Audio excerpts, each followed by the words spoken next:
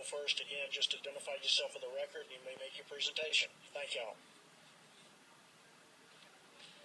Liz Gary. Good morning, Mr. Chairman and members of the committee. I'm from Mandeville, Louisiana. I'm here today to ask for your support of HB 946. This bill was created to protect our most vulnerable population, our children. This bill is even more important to me as the mother of an 11-year-old with developmental disabilities. My son Dustin has a very extensive medical, physical, psychological, and educational history. This information is confidential, and it should not be shared with those who do not directly work with him unless authorized by me. My son's documentation could fill a file cabinet alone, and he's only 11. This is information that is needed for the purposes to assist him in all aspects of his life. But this information is private and should not be shared with others.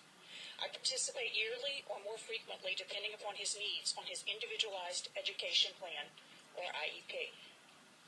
His IEP is a snapshot of who he is, what he needs, his goals and objectives, where he receives his services, and the number of special education minutes that he receives. This is not information that should be shared with others.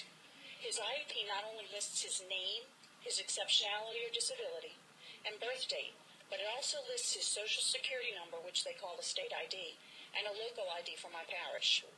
His progress reports and his report cards list his name, address, school name, as well as the local ID that is also listed on his IEP. And his ILEAP scores from last year came back with his name, school name, his Social Security number, or they call state ID. This is way too much personal identifier information that is being shared on the state level. The U.S. Department of Education indicators for state performance plans and annual performance reports clearly only ask for numbers or percents for those items that are required for reporting under Part B of the Individuals with Disabilities Education Act.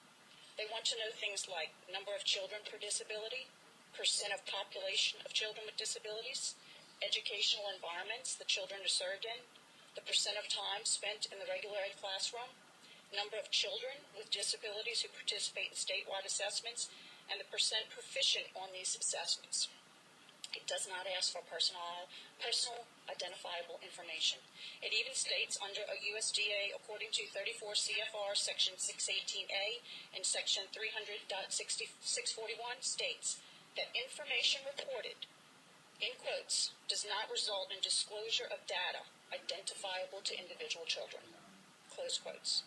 Please vote for HB 946 to protect our students' data. Thank you. Thank you so much. Hi,